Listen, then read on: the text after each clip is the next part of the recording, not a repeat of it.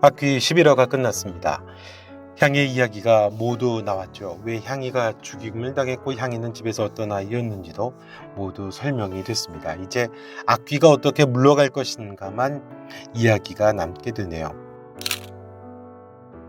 목단이와 향이의 죽음과 방식이 달랐고 무당 마놀이 악귀를 만드는 이야기도 빠르게 전개가 됐습니다.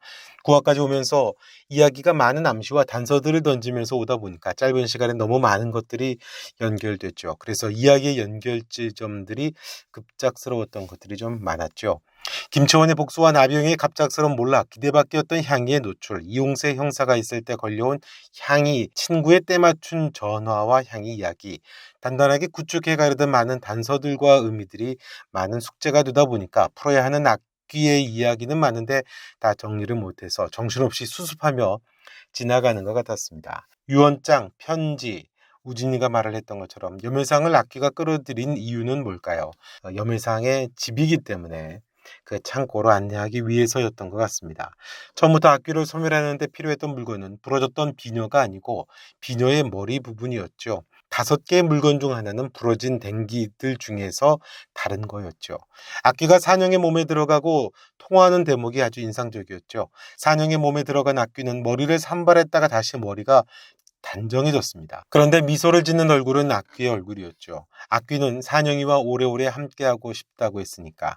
하지만 욕망을 키워줘야 자신이 존재할 수 있었던 악귀는 욕망의 노예가 아닌 산영으로 인해 결국 화해를 하면서 떠나게 될 것 같습니다. 11화를 보면서 들었던 여러 가지 생각들입니다. 5개 물건 중에 진짜 마지막 물건을 찾았죠. 최만월이 나병이에게 건네주며 말했던 5가지 물건은 신당에 있었습니다. 그런데 그 중에 하나, 자신의 몸에 꽂혔던 비녀 부분을 최만월은 악귀와 관련된 물건으로 생각을 해서 보관을 했던 것이고, 물건들 중 4가지는 향유와 관련된 물건이었고 하나는 살해자인 최만월의 물건이었습니다. 이 5가지 물건을 찾으라는 건 자신과 함께 있는 가해자의 물건. 악귀는 왜 굳이 진짜 비녀가 있던 곳을 찾게 한 걸까요? 정말로 자신이 완전해질 수 있는 방법을 찾기 위함인지 아니면 다른 의도가 있는 것일까요? 자신이 살해당할 때 가지고 있는 증거 때문이 아니었을까? 내가 왜 죽었는지를 알리고 싶었기 때문인 것 같습니다. 사실 5가지 물건으로 악귀가 구산형을 완전히 지배하게 됐고 그걸 막기 위한 과정을 설정하기에는 마지막 회를 남기고 많은 이야기가 개연성을 잃을 것 같아서 그건 아닐 것 같습니다. 최만월이 나비형에게 가르쳐준 건 뭐였을까요? 5가지 물건과 이름이 적혀 있을 수도 있고 방법이 적혀 있을 수도 있고요.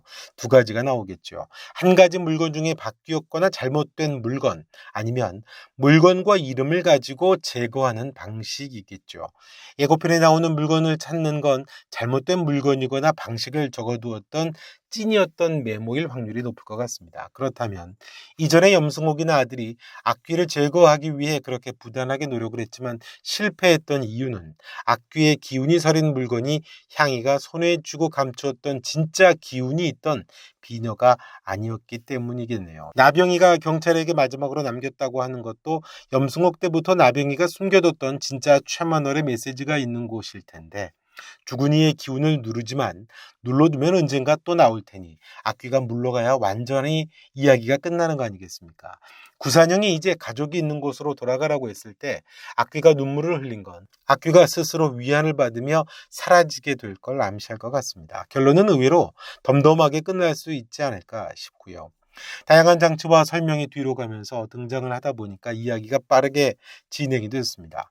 향이가 시기심 많고 하고 싶은 건 많은 사춘기 소녀지만 자기로 인해 엄마가 죽고 가족이 불행해지고 동생도 죽게 됐다는 자책감을 어떤 방식으로 위로하는 것이 악귀가 사라지는 마지막이 되지 않을까. 가난하고 힘들었던 시절, 가난 때문에 아이를 팔아야 하고 그로 인해 자살을 하는 사춘기 소녀가 갖게 되는 그 가족에 대한 죄책감은 저 세상에서라도 가족을 다시 만날 수 없는 죄의식이겠죠. 어쩌면 정말 끝까지 살고 싶은 마음도 향이에게 있었겠지만 그런 가족을 차마 만날 수 없는 소녀의 마음이 더 크지 않을까.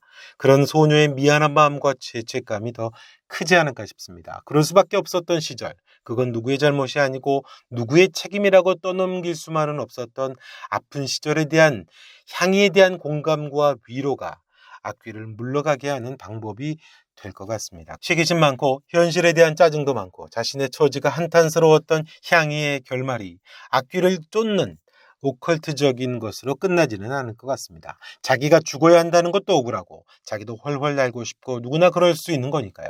목단이를 살려달라고 찾아와 울던 것도 평범한 우리들 언니들이 갖는 감정이고 그 향이의 분노와 미움을 유도해서 악귀로 만들었던 건 향이의 잘못이 아니죠. 많은 서사가 있었기에 그 서사의 상징으로 향이의 이야기가 모아졌으면 좋겠습니다.